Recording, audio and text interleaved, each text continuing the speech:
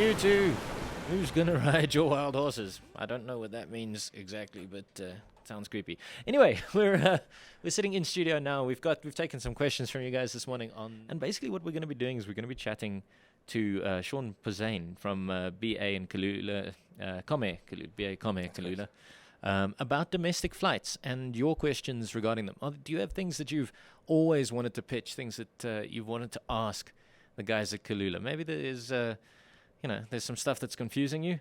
Now is the time to ask them because we've got Shaun in studio and he looks really eager.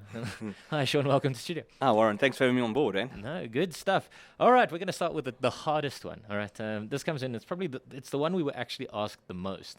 Okay. And this is, how is the pricing formulated for baggages on domestic flights? Because we've got one guy here who specifically said that he brought his guitar and it cost him almost as much to have it travel as it did for himself and the rest of his 20 kilos of luggage.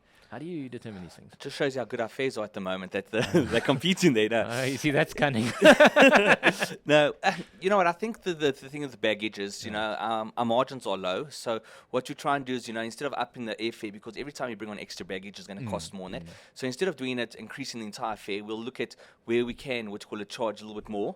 And it's for those few people that do require a bit of extra baggage, and it's not everyone in that. What we do is we look at, what the standard will be out there, what the global industries are doing.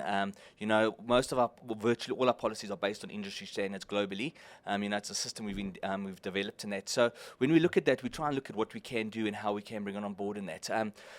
Look, I don't. Our baggage, it depends where you purchase in that, but it ranges from about 245 Rand to about 350 Rand, if I'm correct. I do stand to be corrected. But, we definitely don't have any air tickets that low. So, it is still quite a lot cheaper than buying the air ticket, definitely, yeah. Okay, because I think the question kind of comes up because guys who are, say, musicians and are traveling around the country on a regular basis have to take their instruments with them. Is there a system that maybe they can sign up for something and regularly? We actually do have a place for musos. We actually do have a special deal for them. What I would suggest is if they actually just go, if you go onto kulula.com, we've got all the details there where people can actually find out more about our special for musos. Well, obviously we understand that they do travel a lot, and obviously they got equipment with them and that kind of stuff. So we do look at those things. Yes. Oh, magnificent. Okay, all right. So that's actually on your website. Yeah, it's on our website. If it is not there, they can it's on our corporate fairs, corporate deals. They can go on there and get the number there, and they can phone, and we'll gladly assist them. Yeah. Oh, well, magnificent. Okay, all right. So then the second question is, why can't you sell your ticket? If I can't make my trip, why can't I sell my ticket to my friend? There's a lot of theories about that one. The main one is, from my understanding, is that we could actually start another market. So what you'll get is when you've got a Kulula sale and you'll have guys at 6 o'clock purchasing hundreds of tickets and then going and reselling them. So, it's a little bit of a strange one, because at the end of the day, we're trying to keep our fares the lowest. Then all of a sudden, there'll be someone else selling our fares. The other one is also, it is a legal binding contract that you've taken out with the airline. So from a security system, I know also once a ticket's been issued, especially if you're looking on British Airways, once they've issued that ticket, it's been printed in that, it's very hard then to go, okay, now we're going to change it. So, it is one of the tricky ones. I know a lot of customers do query that one and ask why we're doing it, but it more just is, also you don't want companies buy and stack loads of tickets and then they just never use them, or they give them out to other people or something like that. So we try and limit that. Okay, all right. Having said that, we are comfortable if it's a name change, like say the surnames, 2 letters are wrong in that, we will definitely do the change. So that's specifically for domestic flights. For domestic, it's not like we won't. Oh well, sorry, you got 2 letters wrong. That's it. Now you've had it. Okay, so well that's a bit of a relief because I know that's caused people problems. No, we're definitely trying to accommodate where we can. Oh, marvelous. Okay, all right. Here's another one. When can we expect more people flying, more destinations for flying out of Lanseria? People said, Tambo is difficult and Lanseria is so smooth. Look, we're always looking at. We've got the guys that are always looking what routes do well. At the moment we've got the Durban, we've got the Cape Town.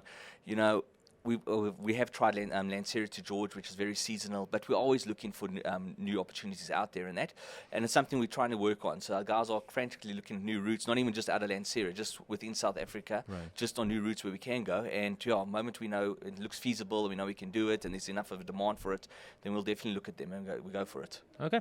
All right, this one's a bit controversial.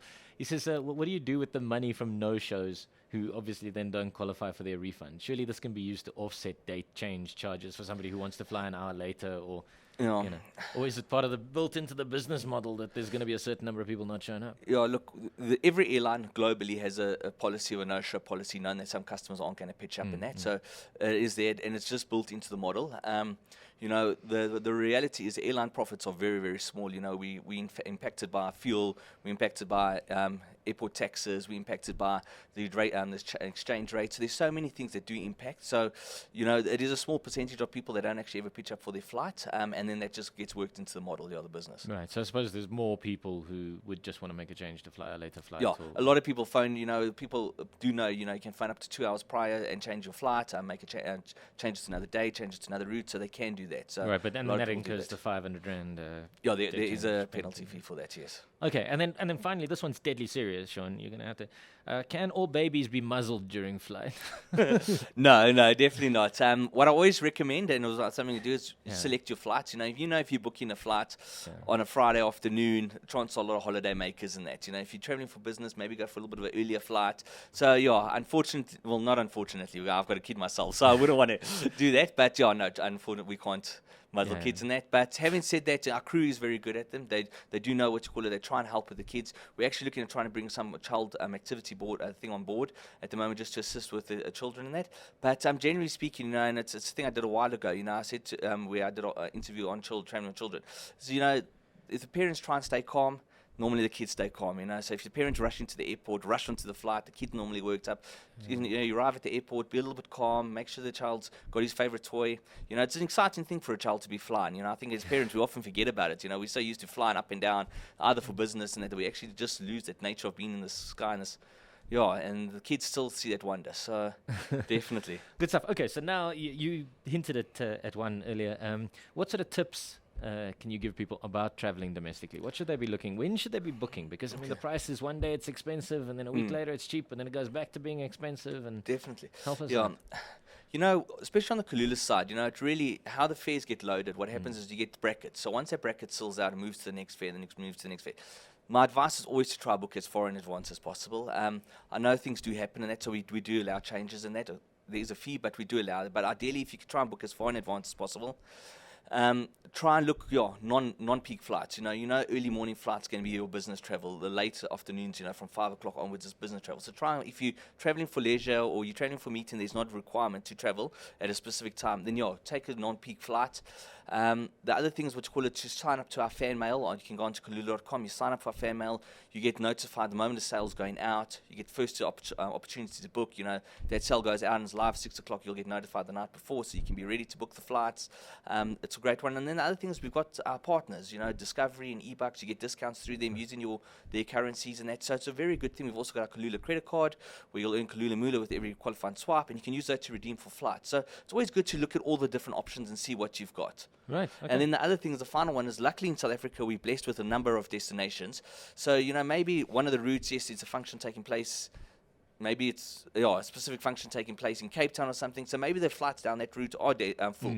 But we've got a lot of other beautiful destinations in South Africa. So maybe if you're a little bit flexible, look at flying to Durban, look at flying to Port Elizabeth, East London. There's so many other places we could travel. So we are really blessed for that. Yeah. Right. Well, I suppose on that regard, I've been given the tip that I should fly to East London for the Grahamstown Festival rather than PE. Apparently, it's half the price. So there you go. But thank you very much, Shaun. That's brilliant. It's good to have you in here, and I'm sure we'll be hauling you in to chat about numerous other things. Brilliant. Where can people find a sign up for that corporate thing? For the musos? Well, if they go to the Kulula website, if you look under corporate fares, it should be there. The number should be there. And then the other one is our fan mail. If you just go into fan mail, you click on Kulula, and right at the bottom it says sign up for fan mail, and then you'll get all our notifications of emails, new routes, all of those kind of specials. Perfect. Thank you very much, Shaun. We've appreciated having you in studio. Thank you for having me.